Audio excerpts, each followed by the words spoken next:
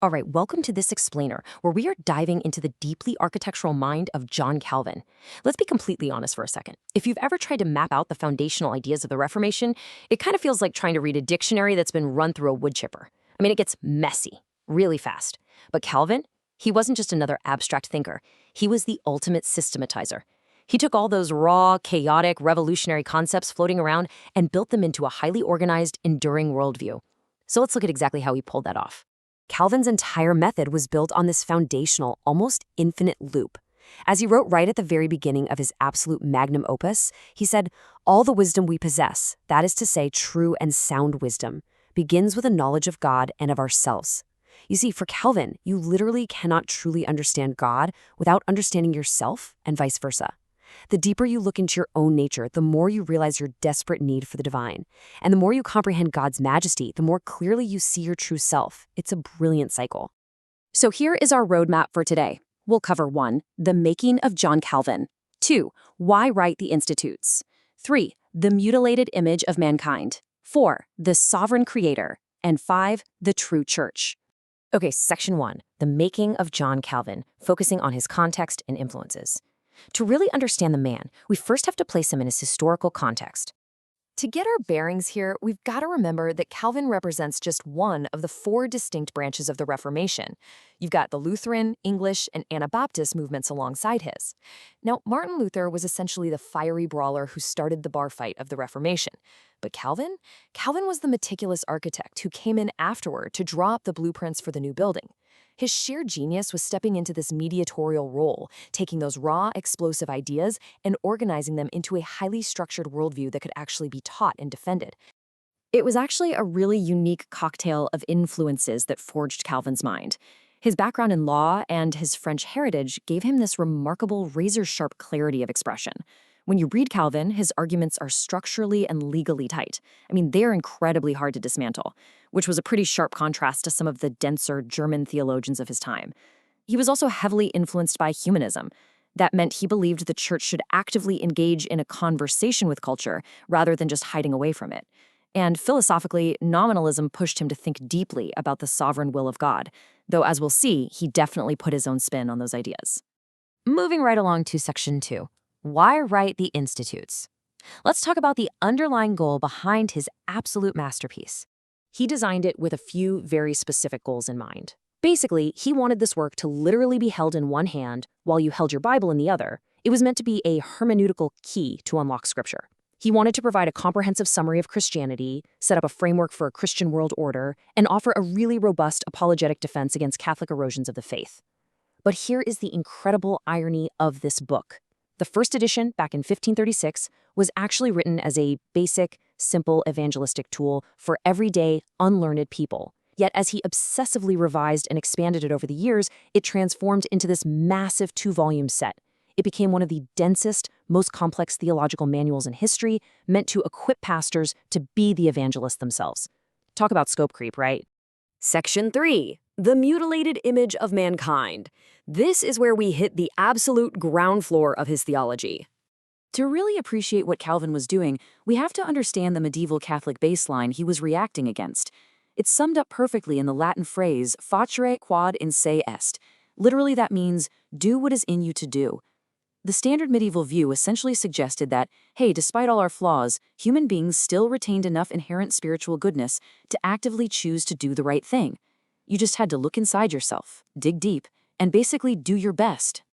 Well, Calvin completely shattered that medieval baseline. He argued the exact opposite. He claimed there is absolutely no way you can just do what is in you to do spiritually. Why? Because thanks to original sin, the image of God in humanity has been literally mutilated.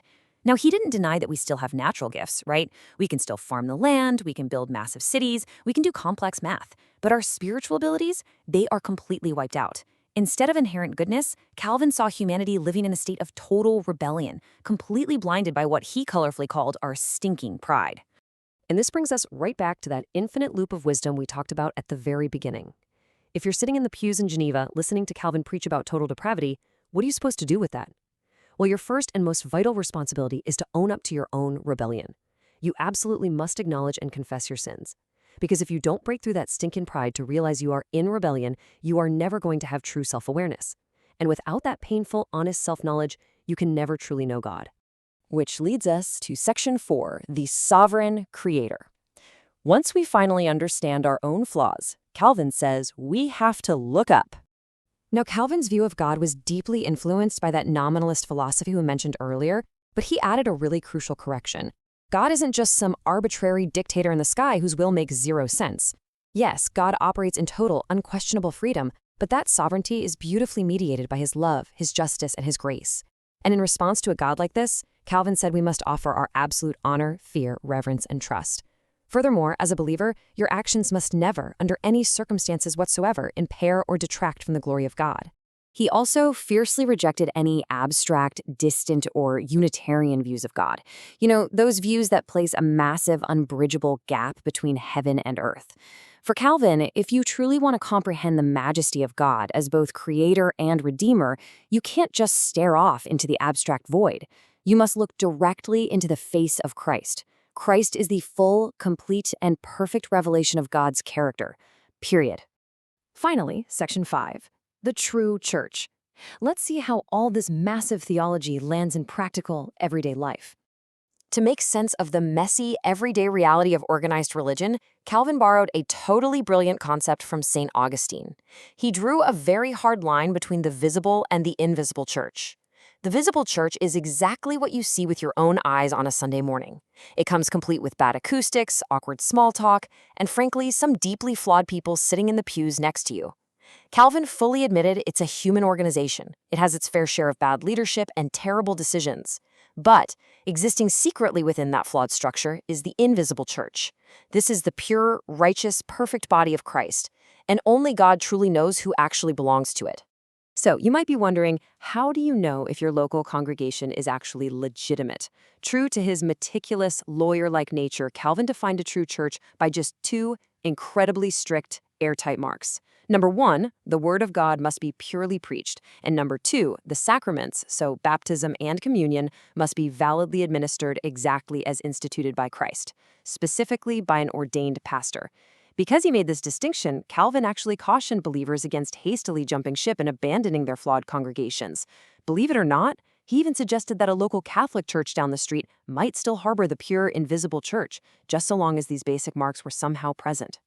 We're going to wrap up this explainer with Calvin's incredibly provocative historical warning. Despite all the glaring flaws of the visible human organization, Calvin was absolutely adamant about one thing.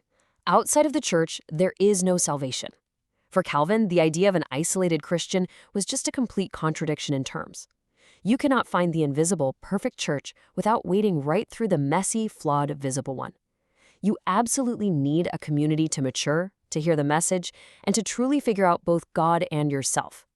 So, looking back at his entire, highly systematic theology, we want to leave you with this one thought to reflect on. Are you willing to embrace the messy reality of your own local community to find the profound truths hidden inside of it? Thanks so much for exploring this with us.